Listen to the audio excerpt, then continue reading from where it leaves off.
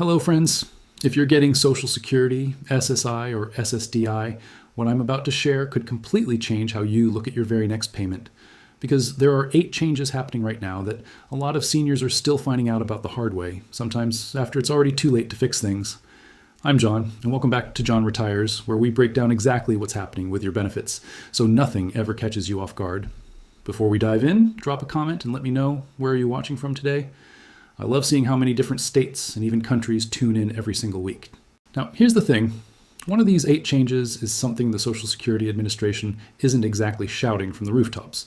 And if you miss it, it could quietly affect the amount that actually lands in your account. So stick with me all the way to the end, because I'm going to walk you through every single one of these changes in plain, simple language, so you know exactly what to expect and what to do about it. If you find this helpful, do me a favor. Hit that like button, subscribe if you haven't already, and turn on notifications so you never miss an update that could affect your check. Let's start with the one that touches literally every single person watching this video right now, and that's the new cost of living adjustment. For 2026, benefits went up by 2.8%. And I know that sounds small when you first hear it, but let's talk about what that actually means in real dollars. If you're getting the average retirement benefit, that bump adds around $56 a month to your check, which brings the average retiree up to somewhere around $2,071.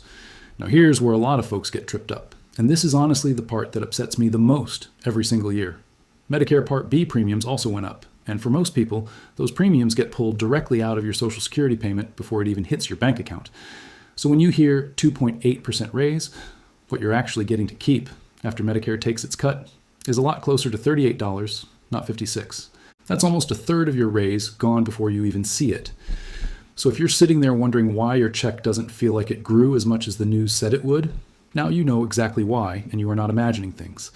This is one of those little details that never makes the flashy headlines, because 2.8% raise sounds so much better in a news clip than your real increase after Medicare is closer to $38 a month.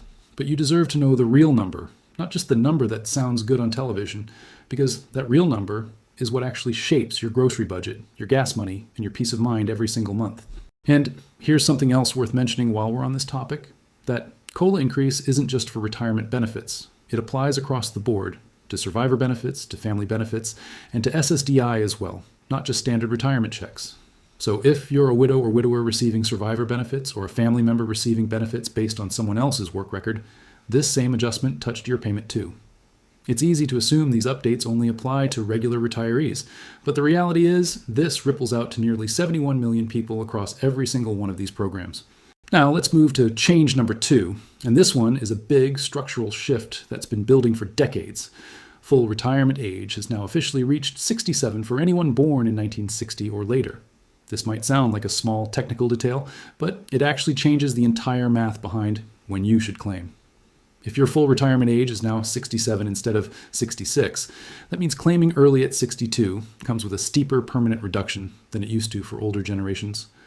On the flip side, if you wait until 70, your delayed retirement credits still add up the same way, about 2/3 of 1% extra for every month you wait past your full retirement age, up to 8% a year. But the starting line moved, and if you haven't recalculated your personal numbers around this new 67 benchmark, you could be making a claiming decision based on outdated math from your parents' generation. And that's a mistake that can quietly cost you tens of thousands of dollars over a lifetime. I want you to really sit with that for a second, because this is where a lot of well-meaning people accidentally shortchange themselves. Maybe your older sibling claimed at 62 and it worked out fine for them because their full retirement age was 66, so the reduction wasn't quite as harsh. You might assume the same strategy works for you, but if your full retirement age is now 67, that early claim comes with a bigger permanent cut than theirs did. This is exactly why I always encourage people to actually run their own numbers on the SSA Gov calculator, rather than relying on what worked for a friend, a neighbor, or even a family member, because everyone's timeline is a little different now. Change number 3 is one that affects anyone who's still working while collecting benefits. And this is where I want you to really pay attention, because the earnings limits shifted again this year. If you haven't reached full retirement age yet and you're still working, the new limit is $24,480. Earn more than that, and Social Security withholds $1 in benefits for every $2 you make above the limit. Now, if you're going to reach full retirement age sometime in 2026, the rules are a little gentler. The limit jumps up to $65,160, and the penalty softens to $1 withheld for every $3 earned above that. Here's the part. Nobody explains clearly enough. This withholding is not a permanent loss. Once you actually hit full retirement age, Social Security recalculates your benefit and gives you credit for those withheld months, so your check actually goes up later. But if you don't know that, and you just see money disappearing from your payment, it feels like a penalty for working, when really it's more like a temporary pause. Still, if you're not tracking this and reporting your estimated income correctly, you could end up owing money back, and that is a headache absolutely nobody wants. I've talked to so many people who took on a part-time job in retirement, maybe consulting a little, maybe picking up seasonal work, without realizing they needed to actually report that estimated income to Social Security ahead of time. Then months later, they get a letter saying they were overpaid and now they owe money back, and it feels like a punishment out of nowhere. It's not a punishment, it's just a math correction, but that doesn't make it sting any less when you weren't expecting it.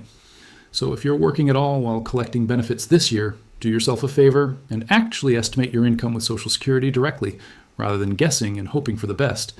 Now here's change number 4, and this one is specifically for anyone on SSDI, or anyone with a loved one on SSDI, because the disability thresholds move too. And if you're not watching this closely, it can genuinely put your benefits at risk. The substantial gainful activity threshold, which is basically the cap on how much you can earn before Social Security considers you capable of working full-time and cuts your disability benefits, went up to $1,690 a month for most people. If you're receiving disability due to blindness, that threshold is higher, $2,830 a month. And the trial work period amount, which lets you test working without immediately losing benefits, moved up to $1,210 a month. Now, why does this matter so much? Because if you go even $1 over these thresholds without understanding the rules around trial work periods, you risk losing your entire monthly disability check, not just a portion of it like with retirement benefits. This is one of those areas where a lot of people get blindsided, not because they were trying to hide anything, but simply because they didn't know the number moved. And I really want to stress this part, because I hear from viewers who tell me they took on a little extra work, maybe helping a family business or doing something part-time to feel useful and stay active without ever thinking of it as gainful activity in the eyes of Social Security. But the SSA doesn't care about your intention, it cares about the dollar amount showing up on paper. That's why it's so important to know these thresholds by heart if you or someone you love is on disability, because the gap between safely under the limit and accidentally over the limit can be as small as one extra shift at work. Let's talk about change number 5, which is close to my heart because it affects some of the most vulnerable people in this whole system, and that's SSI. If you or someone you love receives supplemental security income, the federal payment standard went up this year too, $994 a month for an individual and $1,491 a month for a couple. That's a real increase, and it does help. But here's the part that frustrates me every single year. The resource limits did not move at all. They're still frozen at $2,000 for an individual and $3,000 for a couple. The exact same numbers that have been in place for years and years without any adjustment for inflation. Think about that for a second. Your benefit check goes up a little bit to keep pace with rising prices, but the amount of savings you're allowed to have in the bank before you lose eligibility altogether stays exactly the same. That gap gets tighter every single year, and it's one of the quiet unfairness points built into this program that almost nobody talks about on the news. Think about what $2,000 actually covers today. A used car repair, a couple months of groceries, maybe half of an unexpected medical bill. And that's the entire cushion someone on SSI is legally allowed to have saved before they risk losing their benefits altogether. If you're helping an elderly parent manage their finances and they're on SSI, this is worth double and triple checking. Because even a small gift from a family member, an inheritance, or money sitting in a joint account can accidentally push someone over that resource limit without anyone realizing it until it's too late. Now, change number 6 is one that flies under the radar, but it matters if you're still in your working years or helping plan for someone who is, and that's the earnings needed to get a work credit. In 2026, you need to earn $1,890 to get one Social Security credit, and you can earn up to 4 credits a year. Most people need 40 credits total, which usually works out to about 10 years of work, to qualify for retirement benefits at all. If you've had gaps in your work history, part-time years, caregiving years, or years where you were self-employed and didn't report much income, this threshold moving up means it could take slightly longer to hit that qualifying number. This is exactly the kind of detail that never makes headlines, but absolutely deserves a spot on your radar if you're getting close to that 40 credit mark, and you want to make sure you actually qualify when the time comes. Change number 7 is for the higher earners watching, or really for anyone who wants to understand where the money in this whole system comes from. The maximum amount of income subject to Social Security tax went up to $184,500, an increase of $8,400 from the year before. What that means in plain English is that if you earn above that new cap, everything past it isn't taxed for Social Security purposes, and it also isn't counted toward your future benefit calculation. For folks closer to that upper income range, this is worth understanding because it directly affects your paycheck deductions and your eventual benefit formula, especially if you're in your peak earning years right now. And now here's change number 8, and honestly, this might be the biggest one, the one that a lot of channels aren't even talking about yet. For years, certain public sector workers, teachers, firefighters, police officers, postal workers, people who spent their careers in jobs that didn't pay into Social Security the traditional way, got hit with 2 rules called the windfall elimination provision and the government pension offset. These 2 rules quietly reduced, or in some cases completely wiped out, Social Security benefits that these workers had actually earned through other jobs or through a spouse. This year, those provisions were eliminated, and roughly 3 million public sector retirees are now receiving their full, uncut benefits for the first time. If you or someone in your family worked in public service and got a smaller check than expected for years because of this change could mean a meaningful increase. And if you haven't checked your account to confirm this applied to you, that's something worth doing right away, because these adjustments don't always happen automatically without you paying attention. Now, here's the honest, real talk part I want to leave you with before we wrap up. The Social Security Trust Fund is projected to face depletion in 2034. That's less than a decade away. And while that doesn't mean the program disappears, because it's still funded by payroll taxes coming in every single day, it does mean that without changes from Congress, future benefit amounts could be affected down the road.